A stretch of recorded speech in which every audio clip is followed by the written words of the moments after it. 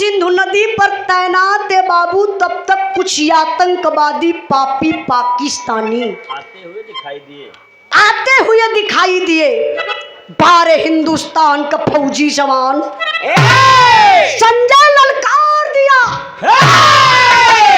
ललकार करके कदम आगे बढ़ाता है। तब हेल का मास्टर साहब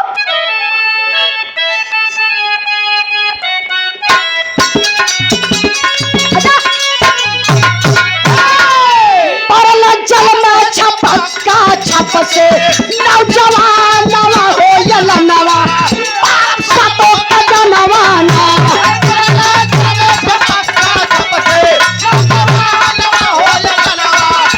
सातों का जनवान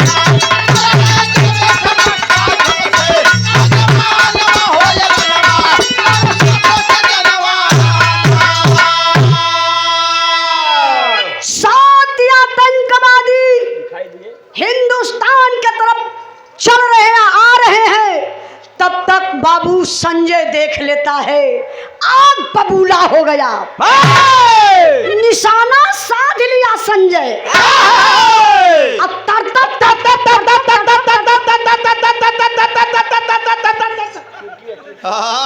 ये आतंकवादियों का सार है। संजय फौजी जवान तर लगलन गोली चलावे। 5 आतंकवादियों को मौत के घाट उतार दिया संजय। वे झुक जाते हैं, वे झुक जाते हैं, फिर भी उनका जुर्म निरंतर जारी है। उनके 10 फौजियों पर हमारे हिंद का एक फौजी भारी है। हिंद का फौजी संजय का अता पता कुछ ना पाए हैं। सिंधु नदी में कई जगह जाल डाल छनवाए हैं। शहीद घोषित हुआ जवान, बिन डेट बॉडी का दाह हुआ। 10 लाख रुपया मिला, आरती का जीवन तबाह हुआ। अब हमार बिरहा वीर रस से करुण रस में आ गए। फौजी जवान संजय 7 आतंकवादियों में से 5 आतंकवादियों को मौत के घाट उतार देते हैं बाबू। लेकिन कहां से कैसे दुश्मनों की सनसनाती हुई गोली आई। 2 बच गए थे ना। अब वो निशाना साध करके गोली चलाते हैं। संजय के आई के ही गर्दन में गोली लगल, सॉरी कंधे पर लगल। और जब कंधे में गोली लगल संजय के, तो संजय का बैलेंस शरीर का जवन बा वो बिगड़ गया। अपने आप को संजय खूब संभाला, मैं बच जाऊं, संभल जाऊं, उन आतंकवादियों को मार कर गिरा दूं। लेकिन बाबू शरीर ये न बाबू, अब तनी से ठेस लग जाला एगो। अरे प्रणाम प्रणाम बाबू जी, बहुत अच्छा लगल जी जी। इधर देखल जाए, ये तो यादगार हो। हम तो गाय के चल जाई तब का मोबाइलिए में रोज रतिया दिना सब देखत है ना। बहुत बहुत धन्यवाद। ये है आप लोगों का प्यार दुलार आशीर्वाद बा उजाला के लिए। आप लोग बहुत भाग्यशाली बने कि आप लोग मोबाइल में सर्च करीला उजाला यादव के अपने घरों आप लोग रात बिरात जब चाहा तब देखला। लेकिन हम बड़ा हमार दुर्भाग्य यही बा कि आप लोगन की हम जल्दी देख ना पाइला। बिरावा गाग जालो मोतिया बिंद हो जाले खा। अरे हमारे कहले का मतलब कि जब पब्लिक मिली, हाँ मोबाइल में देख देखी, तब ना आप लोगों से भेंट मुलाकात हुई। ये पागल आदमी कुछ भी बोल दे। ध्यान दे बाबू। संचालक महोदय, होली मिलन समारोह बंदी पट्टी चौराहा से जवाहरलाल गौड़, पूर्व सदस्य, जिला पंचायत सदस्य, आपके तरफ से सुंदर पुष्पहार और ये 500 रुपये का पुरस्कार देके आप सम्मान किए। आपके चरणों में बहुत बहुत प्रणाम, आशीर्वाद कचा रही। सब भाई लोगों के नमस्ते प्रणाम। सबकी तरफ से, सारे लोगों की तरफ से एक बड़ा सुंदर कोई कवि ने लिखा है। अच्छा जी जी जी, आप बोल दीजिए। मिला है प्यार भरा खत, जवाब क्या भेजूं। क्या बात है। मिला है प्यार भरा खत, जवाब क्या भेजूं।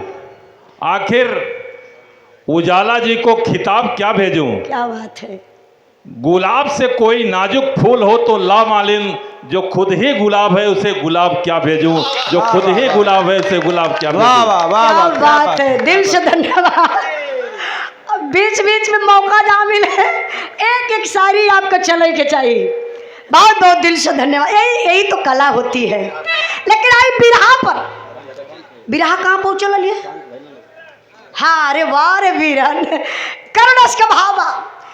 अब कंधे में गोली लगती है संजय को, संजय का बैलेंस बिगड़ा और संजय नदी में गिर जाता है, डूब जाता है। हाय हाय हाय हाय। अब सारे फौजी जवान घबरा गए, नदी में जाल डाल करके खोजना शुरू कर देते हैं, लेकिन संजय का पता नहीं चलता है बाबू। तब हार मान करके सरकार शहीद घोषित कर देती है कि संजय शहीद हो गया। अब सिर्फ संजय के घर एक शब्द मिलता है, जानते हैं क्या? आपका बेटा, आपका बेटा शहीद हो गया। हाय हाय हाय हाय। जब लाश मिलबे ना कई सूचना मिलल। तो डेड बॉडी कहाँ से जाई? तो लड़कन के चुप करा, तो भैया आई लिखा चुप रहो बाबू। अब सिर्फ एक संदेशा मिलता है, आपका बेटा शहीद हो गया। हाय हाय हाय। ए बाबू, वो परिवार पे का बीतल हुई हो। परिवार के लोग सिर्फ संजय का नाम लेकर के अंतिम संस्कार कर देते हैं। धीरे धीरे समय बीतल, सरकार द्वारा 10 लाख रुपए का शहीदी राशि एक चेक मिलता है। किसके नाम मिला? जो विधवा आरती है, संजय की पत्नी है, संजय की पत्नी के नाम से मिला। अब तो बाबू यह जहर का बीज बोआए गए। हाय हाय हाय हाय। जब 10 लाख रुपया का चेक मिलल आरती के नामे, अब यह जहर का बीज बोआए गए। अच्छा यार, देखे क्या? अच्छा अच्छा ये देखिए, आप राकेश सोनी होली मिलन समारोह बंदी पट्टी चौराहा से हमारे भैया जी की तरफ से सुंदर पुष्पहार और 100 रुपये का पुरस्कार देके आप सम्मान किलन। भैया के चरणों में बहुत बहुत प्रणाम, आशीर्वाद बनल रहे। जरा बिरहा पर ध्यान दें बाबू। अब पूरे परिवार में सबके दिल दिमाग से ही बात निकल गई कि संजय हमार बेटा रहल, संजय हमार भाई रहल, शहीद हो गए। पूरे परिवार के नजर में बाबू 10 लाख रुपया नाचे लगल। अब पूरा परिवार सोचो था 10 लाख रुपया कैसे अपनाई। यही जा 1 मिनट माई प्रणाम। केकर मम्मी हूँ माई? अरे मनोज कुमार के माता जी। अच्छा प्रधानी में। हाँ मनोज भैया का ना? हाँ। इस कमेटी के अध्यक्ष महोदय मनोज कुमार भैया के माई है। मनोज भैया का माता जी माई तो माई होली। माई हमसे कहते हैं कि चुनाव में उठा लाऊंगा। देखा माई शब्द बड़ा महान होला बाबू। हमारे गुरु जी माननीय प्यारे लाल कवि जी एक लाइन लिखलन, अमृत का धार केहू केतनो पियाई एगो माई बिना, कैसे का करे जवा जुड़ाई एगो माई बिना। हाय हाय हाय हाय। जेकरे घरवा माई नइखे उ अभागा बा, जेकरा घरवा माई नइखे। हमरे मनोज भैया का माई आपके तरफ से 500 रुपये का पुरस्कार 1 करोड़ इसके भाव पर आपके चरणों में बहुत बहुत प्रणाम। और हमारे मनोज भैया प्रधान पद के प्रत्याशी हैं। आप लोगों से मैं निवेदन करती हूँ कि भैया का आप लोग सपोर्ट करिएगा और भैया को आप लोग वोट जरूर करिएगा। बहुत बहुत धन्यवाद। आई तरी बिरहा पर ध्यान दें। अब बाबू 10 लाख रुपया पूरे परिवार के दिल दिमाग में नाचत बा। 10 लाख रुपया अपनाई कैसे? एक दिन बाबू आरती का ससुर संपत दिमाग लगा दिलन। आरती से कहलन कि आरती बेटा एक काम करना, तुम धीरे से मेरी कोठरी में चले आना। बात करना है। अच्छा, बहू हो, विधवा हो, आज्ञाकारी बा। बेचारी गीता अपने आरती अपने ससुर का बात मान के बाबू जब अपने ससुर के कोठरी में गईली तो देखा संपत का कैलन, अंदर से सिटकिनी लगा देहलन। अब सिटकिनी लगाए के अब आरती का ससुर करत कहूँ मास्टर साहब, यही जब तर्ज लगल हो।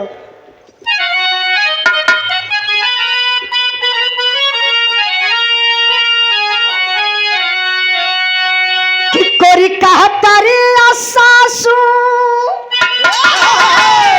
भाव पर ध्यान नहीं बाबू, कहना है क्या कि देहलस फौजी अजे महुतिया के मातिया, अरे देहलस फौजी अजे महुतिया के मातिया, रुपया हो जाई जहरवा बेटी हो धरवा उजारी हमार,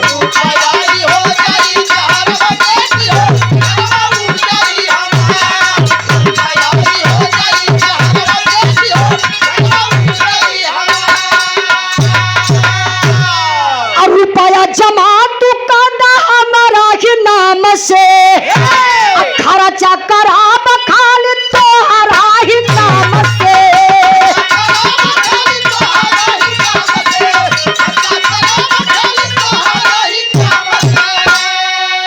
आपस में कैली है झगड़ावा बेटी हो,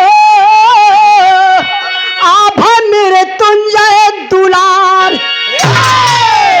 गौर करे बाबू, अंदर सिटकिनी लगा देना संपत, कल की बहू आरती, बहुत दर्द है मुझे, मेरा बेटा था संजय।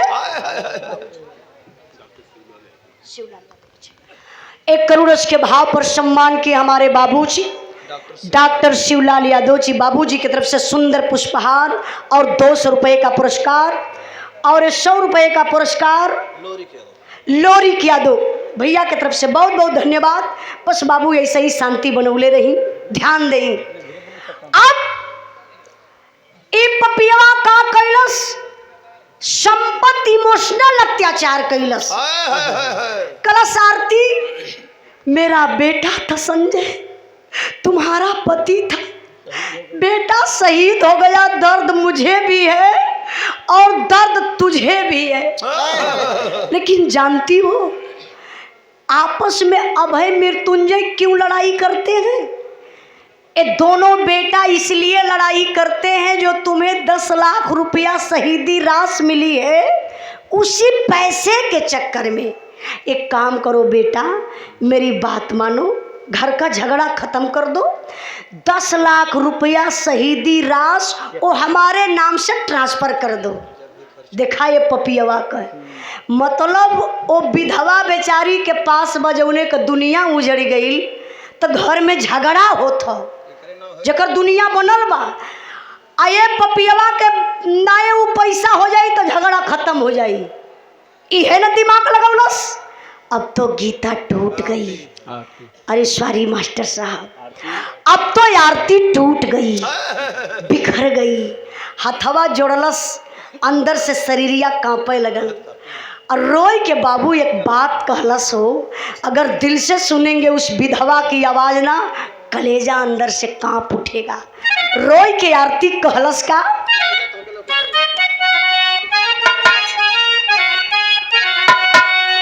अरे मोरे राम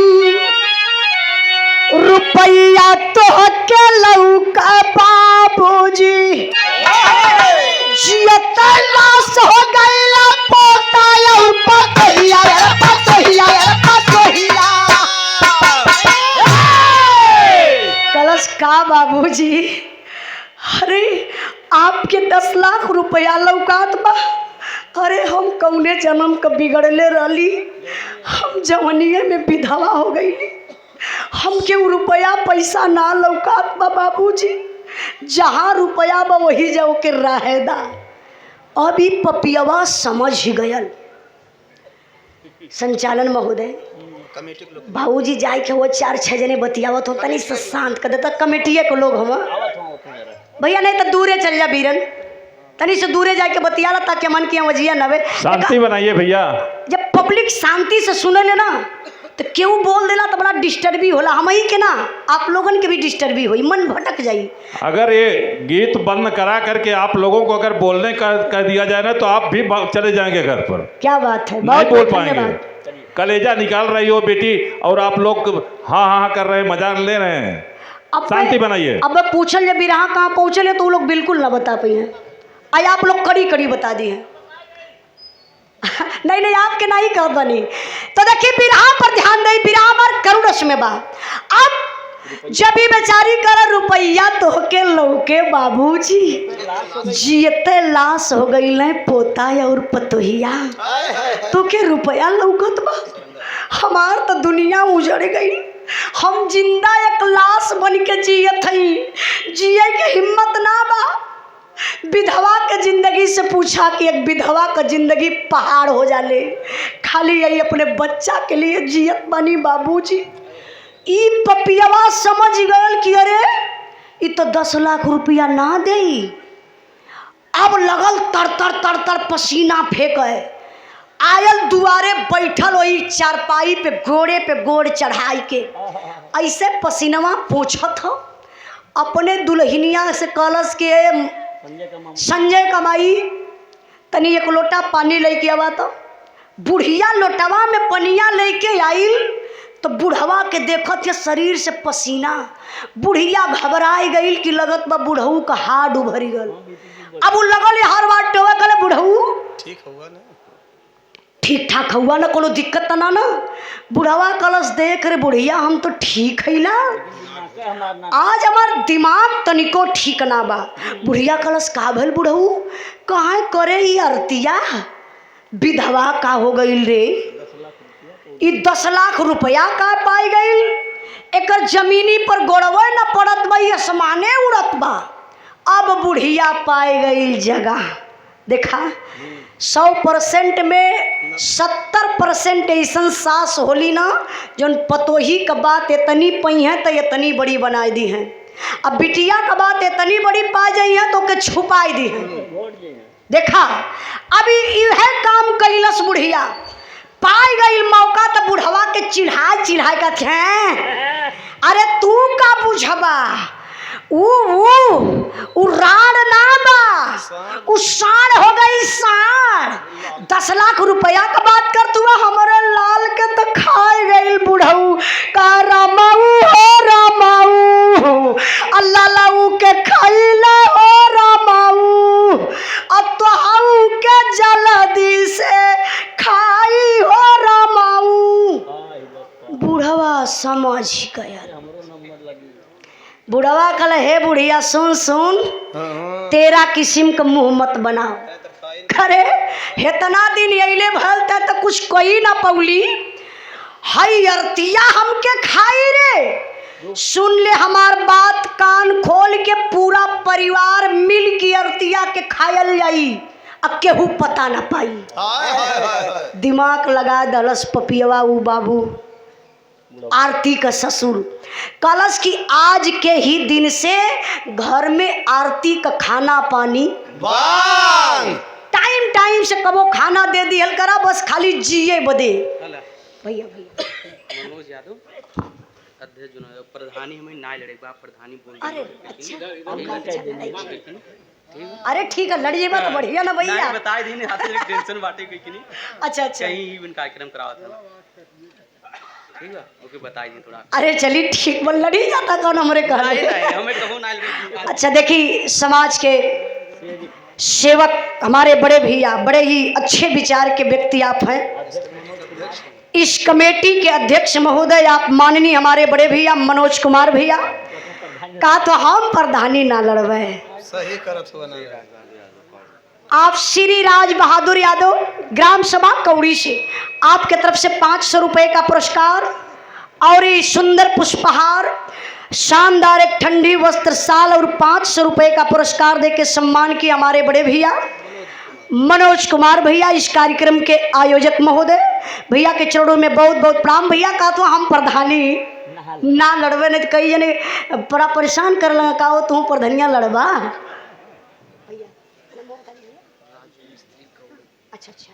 हमरे बड़का भैया राजू मिस्त्री कौड़ी से करोड़ के भाव पर सुंदर पुष्पहार, एक स्वामी जी का प्रसाद गमछा और 200 रुपये का पुरस्कार दे के सम्मान केलन। आपके चरणों में बहुत बहुत धन्यवाद, प्रणाम, आशीर्वाद बनल रहे। तनी आई बाबू बिरहा पर ध्यान दें। बुढ़िया जब बनावटी चिल्लाए चिल्लाए के रोवे लगल कि रमऊ हो रमऊ, ललऊ के खैले हो रमऊ तो हूँ के खाई।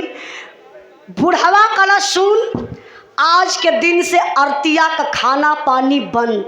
ए बाबू, परिवार में खाना बने सब खाए, लेकिन आरती बेचारी के जिए भर के मिले हो। 2 रोटी का भूख हो तो आधा रोटी मिले, लेकिन वाह फौजी जवान की पत्नी है, विधवा तो है लेकिन संस्कार है, दुख उठा लेती है, झेल लेती है, लेकिन अपने कदम को बाबू घर से बाहर नहीं करती है। समय बीतल, गीता का तबीयत खराब हो गई। भैया थोड़ा से 5 मिनट 10 मिनट और शांति बनावा, अपने में मत बतियावा। कहा तनी ना कि बतियावे के तो तनी दूरे निकल जाना, बतिया माना मान कर ध्यान दई बाबू। अब बेचारी आरती बीमार पड़ गई, और जब बीमार पड़ गई आरती तो हो बाबू, छोटा बचवा बा माई का दूध पियत रहल, माई का स्तन पियत रहल, उ बचवा भी बीमार हो गया। माँ अपने लिए तो कदम नहीं निकाली, लेकिन एक माँ का फर्ज निभाती है। अपने बच्चा को लेकर के बेचारी आरती हॉस्पिटल चली जाती है। वो बचवा के भयल का रहल डेंगू बुखार। डॉक्टर साहब हालात देखले, कहले कि किसका बच्चा है, इलाज नहीं होगा, अब तक कहाँ थी तुम, इस बच्चा को 2-4 दिन पहले ही मर जाना चाहिए था। आरती हाथ जोड़ के रोवे लगली, कहनी डॉक्टर साहब मैं विधवा लाचार हूँ, 10 लाख रुपया शहीदी राशि मिला है, उसी के चलते मेरे परिवार में लोग सताते हैं, मारते पीटते हैं, यहाँ तक कि भोजन तक नहीं देते हैं। मैं चाहती हूँ, मेरा इकलौता बेटा है, प्लीज साहब इलाज कर दीजिए, जो पैसा रुपया लगेगा मैं सब चुका दूंगी। डॉक्टर जब विधवा शब्द सुन ले बाबू, डॉक्टर साहब के दर्द आ गल, इलाज शुरू कैलन। बारे दुनिया के मालिक को बच्चा के आराम होखे लगल, और जब आराम हो गयल तो अब पैसा का जरूरत बा, बच्चा ठीक हो गया, अब घरे जाई तो पैसा कितना चाहिए, 30,000 खर्चा आयल। तो डॉक्टर साहब कहना बहना जो बाकी खर्च मैं सह लेता हूँ, जो दवा का खर्च है 30,000 तो देना पड़ेगा। बेचारी विधवा कहाँ पैसा पाई। आप लोग जैसन आम इंसान से उधार रुपया लहली, अब कुछ अपने पास से रुपया लेके जब हॉस्पिटल जाती बच्चा के निकाले बदे कि आज लेके वापस घरे जाई, तबले तो बाबू ये पपियवा आरती का ससुर संपतवा ही पूरा लोकेशन अपने मुट्ठी में रखले रहल।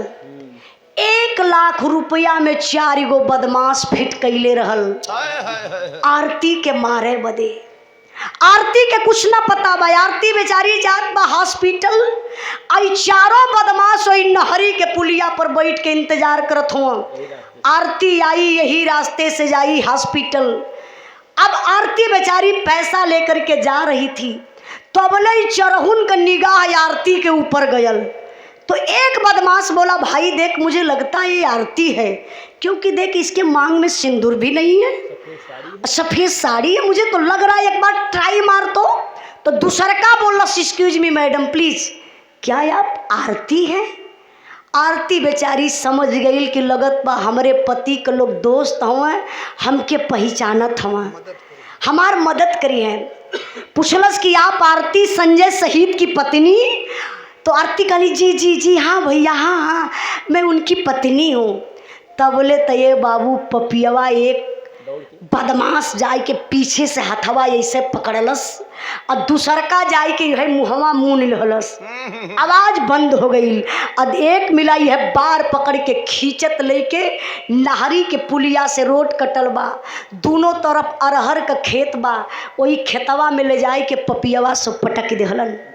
अब बेचारी आरती के मारत पीटत हुआ, आरती रोवत बा, अपन गुनाह पूछत बा, लेकिन रोवत कैसे बा मास्टर साहब।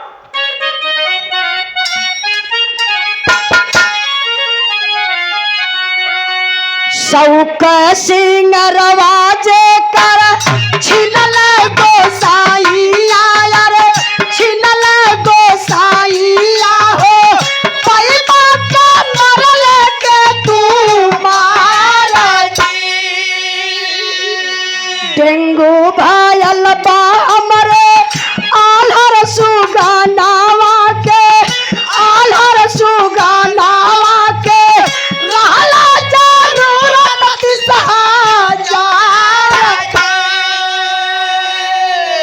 डॉक्टर के देवे खातिर चेकअप करावे खातिर चेकअप करावे खातिर लवताले रुपया उधार शनुरात उजड़ल भैया कोखिया उजारा जाने कोखिया उजारा जाने 18 रुपया परिवार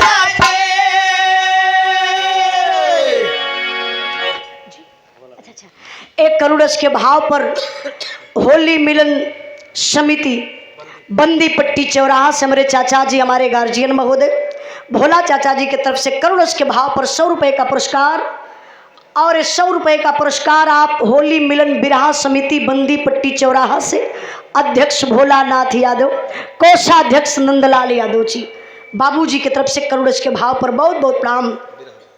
तनी से ध्यान दे बाबू ऊ पपियवा सब मारत हमें मारत पीटत हमें गला दबावत हमें बेचारी हथवा जोड़ के कलश भैया आप लोग क्यों मार रहे हैं कौन सी गलती मैं की हूँ मत मारिए मैं विधवा हूँ मैं बड़ी लाचार हूँ मेरा बेटा बीमार है हॉस्पिटल में मैं मर जाऊंगी ना मेरे परिवार के लोग मेरे बच्चे को देखने तक नहीं जाएंगे मेरा बच्चा उसी हॉस्पिटल में मर जाएगा भैया मत मारिए मुझे छोड़ दीजिए। फिर बेचारी समझ गई कि जो मेरे पास पैसा है इसी के चलते लोग मार रहे हैं। बैग से पैसा निकाल के बाबू 30,000 पपियवन के हाथे पे रख दली आरती फिर भी वो पापी नहीं मानते हैं मारते हैं। 30,000 तो प्लस हो गया 1 लाख संपत्ति है अब 30,000 ही 1,30,000 हो जाइए। अभी पपियवा सो मारत हो लेकिन बाह बारे दुनिया के मालिक मारे वाले से बचावे वाला का बाह बड़ा लंबा होला बाबू। वही रास्ते से फौजी जवान जा रहा था जो छुट्टी पे घर आया था। एक चीखने चिल्लाने की आवाज जब फौजी जवान के कान तक पहुंची फौजी जवान रुका। अरे एक किसी को मदद की जरूरत है कोई बेसहारा है।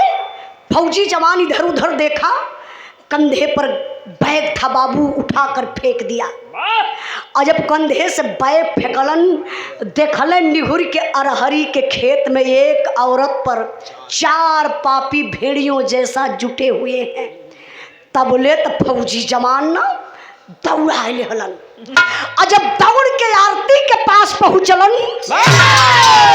चारों बदमसवा 4 दिशा में।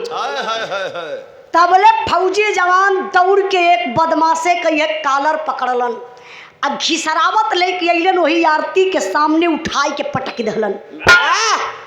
कहलन कि साला एक महिला के एक नारी का मदद नहीं कर सकते हो तो तुम मार रहे हो। मारने का अधिकार कौन दिया। फौजी जवान जब 4-6 के हुनी देहलस तो नया नया चोर ना नया नया बदमाश ना अंदर से कांप गल हाथ जोड़लस कल हे सरकार हमके मत मारा हमार गलती ना बा हमान चारों मिला दोष मानी ई आरती है संजय शहीद का पत्नी। फौजी जवान सोचने लगा रही वही संजय क्या जो मेरे साथ ड्यूटी कर रहा था जो मेरा साथी था जो नदी में डूब गया। कुछ पता नहीं चला उस संजय की बीवी बोलता नहीं है सिर्फ फौजी जवान सोचता है। फिर बोला अच्छा ये बताओ ये संजय शहीद की पत्नी आरती है तो तुम लोग मार क्यों रहे हो ए मुझे बताओ। कल सरकार सुना बतिया जब इनकर पति शहीद हो गईलन तो इनके 10 लाख रुपया शहीदी राश मिलल। अब वही 10 लाख रुपया के चक्कर में इनकर ससुर संपत्ति पड़ल हुआ।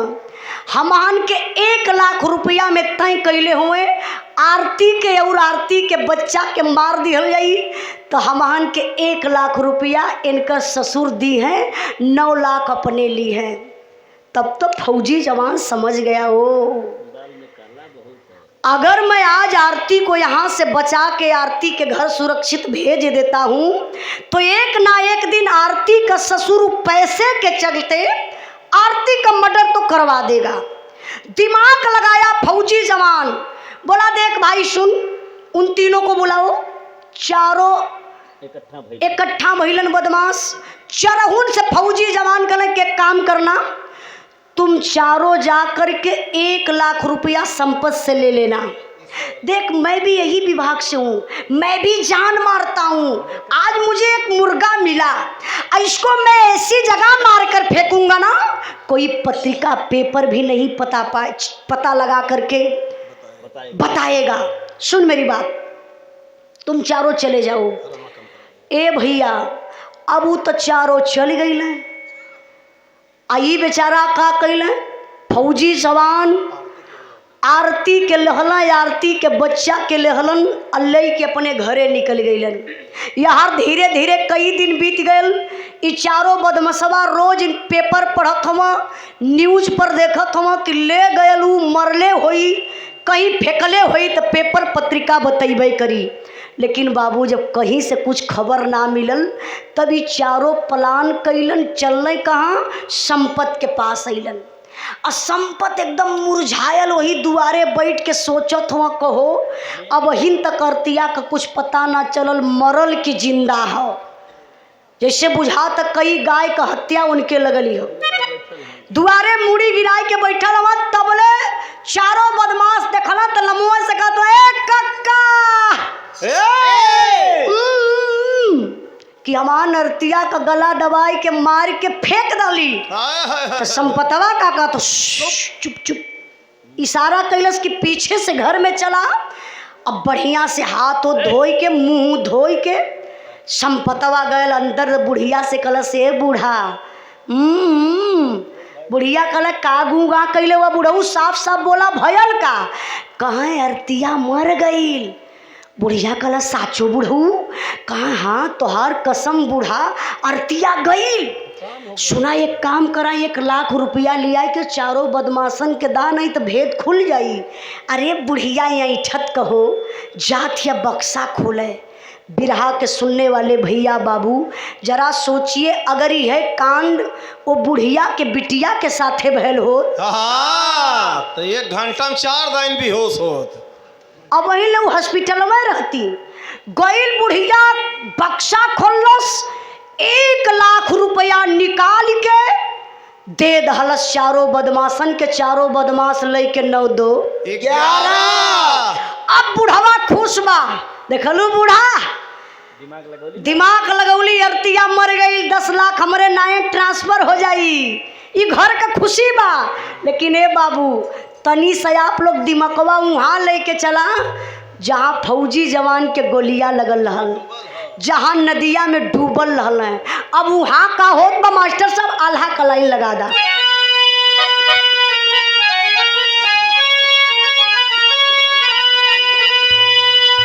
भैया ओ हो भैया नमवा का बता नहीं है DR भैया बिरहा की बड़ी अच्छी कलाकार है, बड़ा ही प्यार दुलार सम्मान मिलता है पूरे ही परिवार से। प्रियंका माधुरी जी बहुत व्यवहार का धनी बड़ी मास्टर साहब।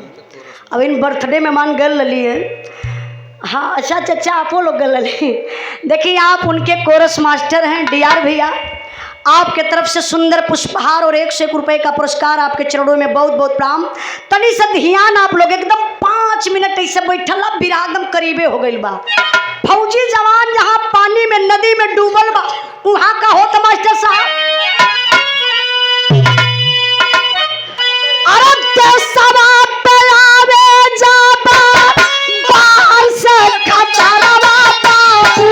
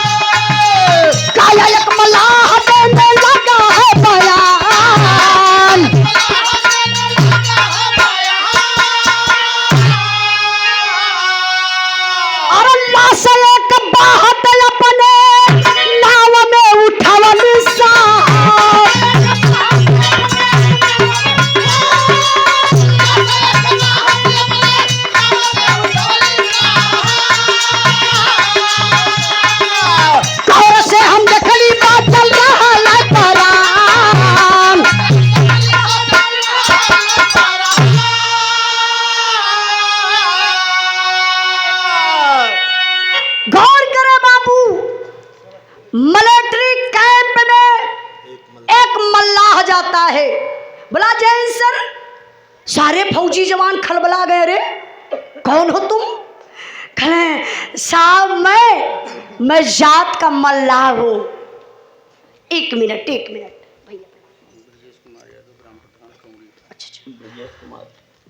आप ब्रजेश कुमार यादव ग्राम प्रधान कौड़ी से प्रधान जी की तरफ से बिरहा के भाव पर सुंदर पुष्पहार और 500 रुपए का पुरस्कार देकर सम्मान किए। प्रधान जी के चरणों में बहुत बहुत प्रणाम। आप हीरामढ़ी क्षेत्र पंचायत सदस्य कौड़ी से, कौड़ी के धरती से 1 करोड़ के भाव पर 251 रुपए का पुरस्कार सुंदर पुष्पहार देकर सम्मान किए। बाबूजी के चरणों में बहुत बहुत प्रणाम।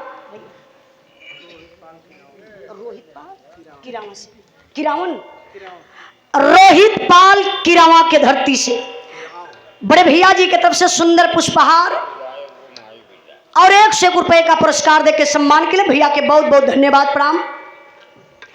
और देखिए लगातार पुरस्कार है 100 रुपए का पुरस्कार हमारे बड़े भैया कल्लू पासी, उनके पुत्र लल्लू पासी, सुख दुख के साथी, ग्राम सभा कौड़ी के निवासी, वही भाव में हुआ है। बहुत बहुत धन्यवाद प्रणाम। आशीर्वाद कचारे सुत गला का बिचवा में नहीं, बिरहा पर ध्यान दे रहा।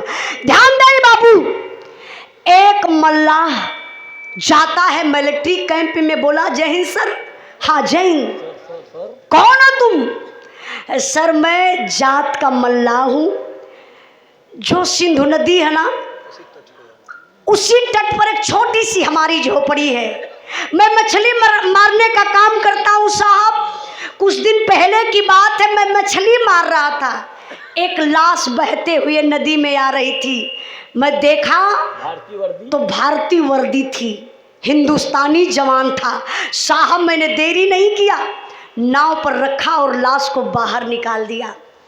और जब लाश को बाहर निकाला तो मैं बहुत गौर से देखा कि किसी का बेटा है, किसी का पति होगा, किसी का भाई होगा, शहीद हो गया। जब मैंने ध्यान से देखा साहब ना, तो हल्की हल्की सांसें चल रही थी, एक गोली कंधे में लगी थी साहब। मैंने देरी नहीं किया, ले जा करके हॉस्पिटल में भर्ती कर दिया साहब। उस फौजी जवान को आराम हो गया है।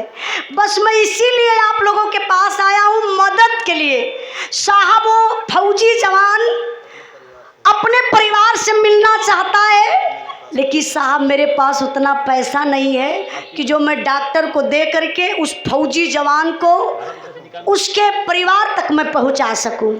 तो साहब मदद करिए।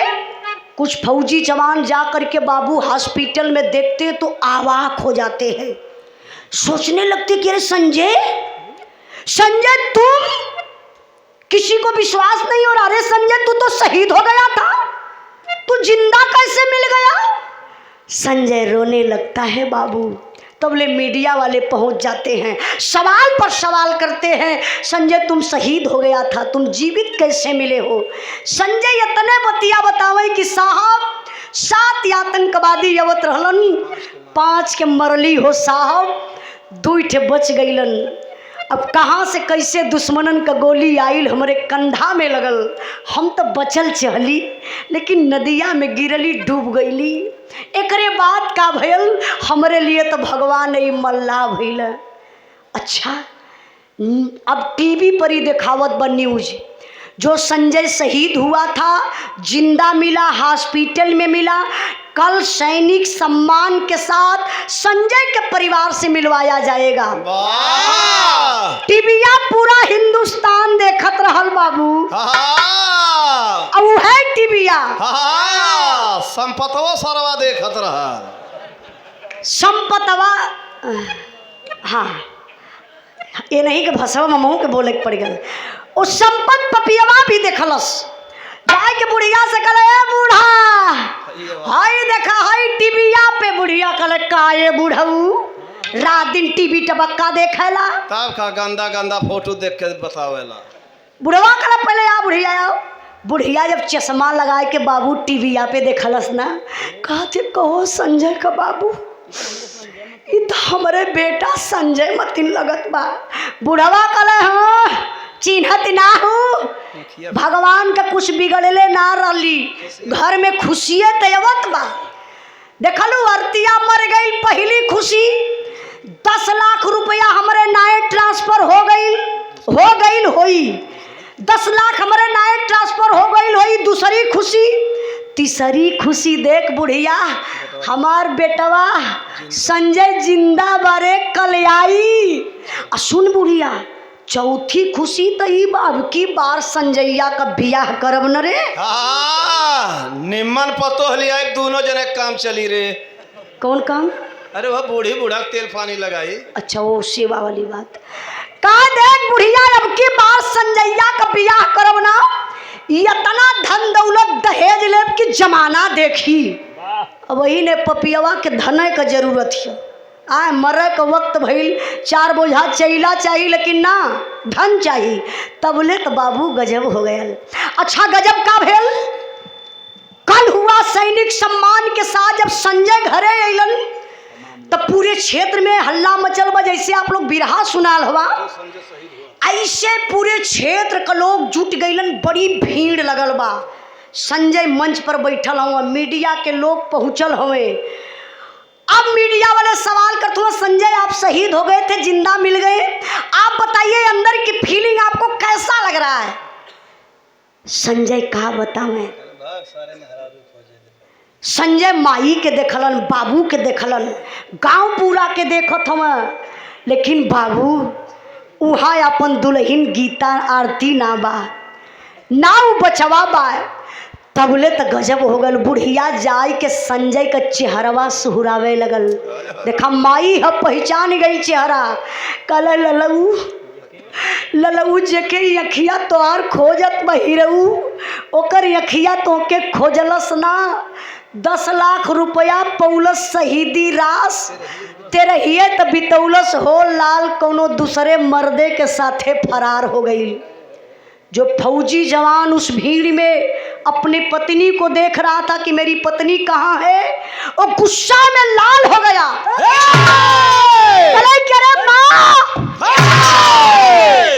मुझे ऐसी नारी की कोई जरूरत नहीं है माँ। अब संजय के का पता कि हमार माई इमंथरा करोल अदा करत बा।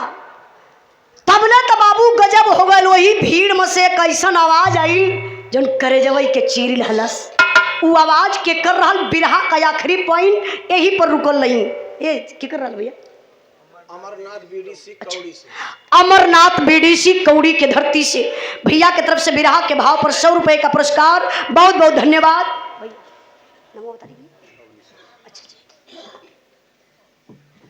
अवनीश यादव भैया की तरफ से सुंदर पुष्पहार और 200 रुपए का पुरस्कार। भैया के चरणों में बहुत बहुत प्रणाम। तनी बिरहा का आखिरी भाव समझी, ऐसे पब्लिक जुटल बा। आवाज का है मास्टर साहब? अरे सैया सारा कट गया सनैया कलही, हमारे मान का सनुरवाज रतवाया वही।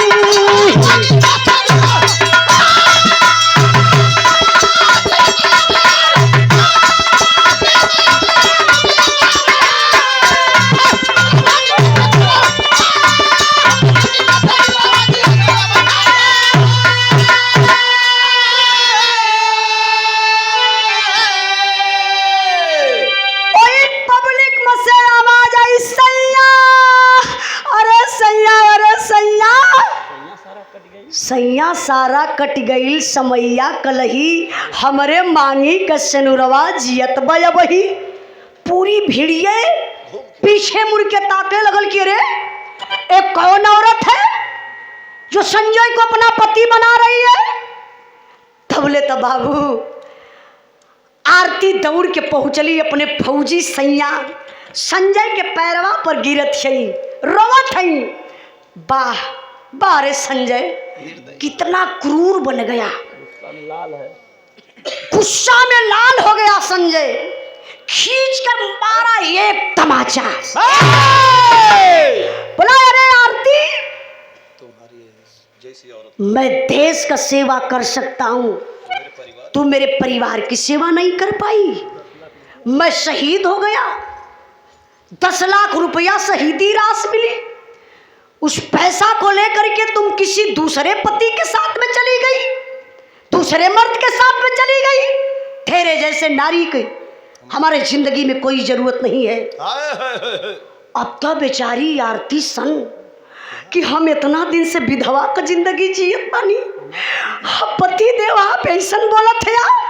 तबले तो बाबू गजब, वही पब्लिक में से एक जवान उठकर खड़ा हुआ,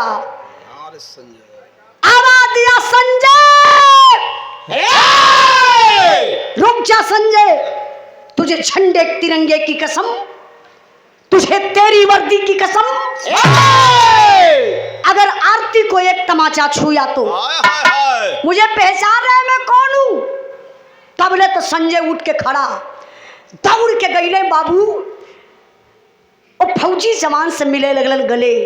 उ रहल के देवानंद फौजी जवन आरती के बचौले रहलन, जो आरती के अपने घरे लेके गलन। कहला भाई मेरी बात सुन, तू आरती को मार रहा है ना, आरती को मैं ले गया था अपने घर, सुरक्षित अपनी बहन बनाकर रखा था। अगर सारी जानकारी चाहिए तो अपने पिता संपत को बुलाइए। अब भैया जब संपतवा इतनी बात सुन लो सच्चा, तबले 9 2 11 अब बुढ़िया हाथ का नखरा बना के धड़ाम से जमीन पर गिरल, उठ के गई, फिर दौड़ के संजय के फिर सुहरावा लगल, कहा लाल अरे ललऊ डैनिया आई गई तो के फिरो खाई। संजय तो मने मन सोचत हवा। और देवेंद्र फौजी बोला पिताजी को बुलाइए, उसके बाद मैं बताता हूँ।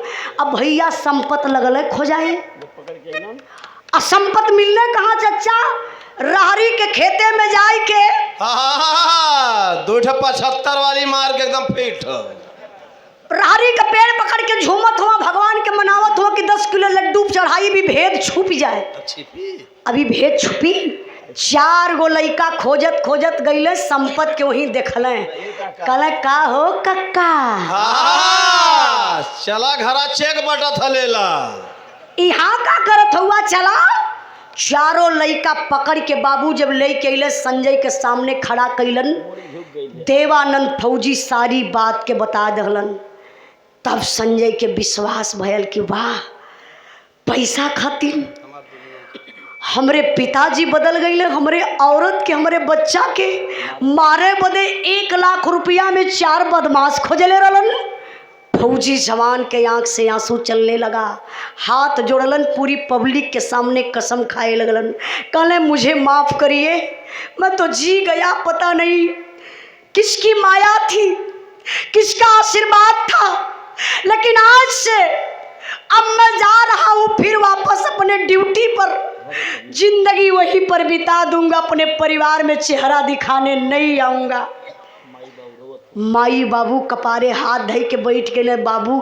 आ जैसे ही संजय कदम आगे बढ़ौले कि अपने बीबी बच्चा के लेके चली ड्यूटी पर, तब ने आरती हाथ पकड़ ली अपने पति संजय का, काली पति देव हम दूसरे का बिटिया हिला, इन्हा लोन को बहू हिला, हमार सास ससुर हुआ, हमार पीड़ा का जने है, लेकिन जब कोई बच्चा पैदा करेला तो बहुत बड़ा अरमान लेके मम्मी पापा तो के पैदा कैले हुआ, अपने गलती के एहसास करत हो, उनके दर्द बा, मम्मी पापा के छोड़ा मत, नहीं तो बुढ़ाई बिगड़ जाई।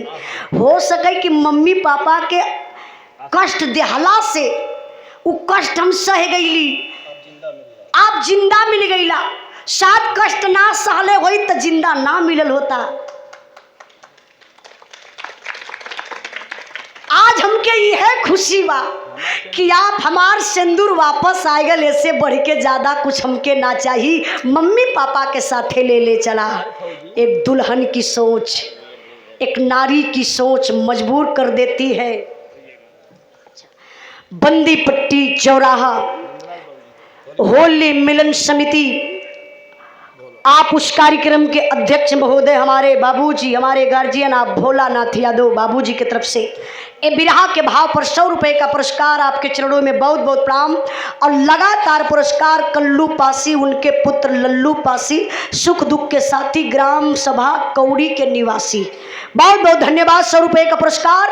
गौर करे बाबू, फौजी जवान बीबी बच्चा के साथ साथ अपने माता पिता के भी लेके ड्यूटी पर गईलन। हाय हाय हाय। फौजी जवान ड्यूटी पर गईलन, आज भी फौजी जवान ड्यूटी पर तैनात है संजय। वाह, संपतवा मर गल परसों करते रही भी। देखी कार्ड बांटत हुए नहीं भैया, इनके कॉले में केहू आए के चल मत जाइया तेरे ही खाए। तो देखी बिरहा हमार खत्म भइल, कुछ गावे बजावे में अगर गलती भइल होई तो आप लोग माफ करिए। बिरहा का आखिरी लाइन, ये आखिरी बात। अरे रुपया तो का लौका बाबूजी, भैया बहुत मौके पर आ गई। अरे अच्छा अच्छा अच्छा, भैया कहाँ से? अमित यादव, मिठूपुर। आप हमारे बड़े भैया अमित यादव मिठूपुर के धरती से, भैया की तरफ से सुंदर पुष्पहार और 200 रुपए का पुरस्कार। भैया के बहुत बहुत प्रणाम। कहना है, अरे रुपया तो लौका बाबूजी, उजाला प्यारे लाल पराना भैया, रुपया तो लौका बाबूजी।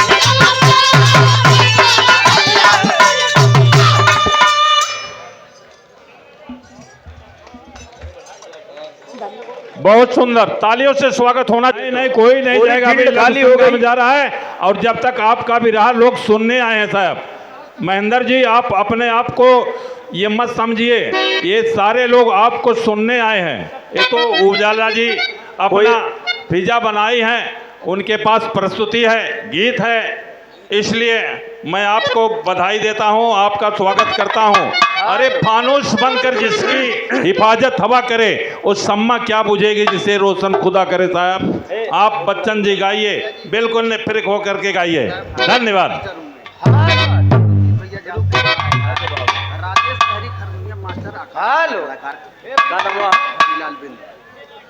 ये देखें हरिलाल बिंद जी, हारमोनियम के बड़े सुंदर आर्टिस्ट हमारे राजेश बिंद जी, लहरी साहब के आप बड़े सहयोगी, आप हारमोनियम के बड़े सुंदर आर्टिस्ट, आकाशवाणी दूरदर्शन कलाकार हैं आप। आपके तरफ से एक 200 रुपए का पुरस्कार सुंदर माला से सम्मान किया गया। बहुत बहुत आपको बधाई, बहुत बहुत आपको प्रणाम। और मैं निवेदन करूंगा,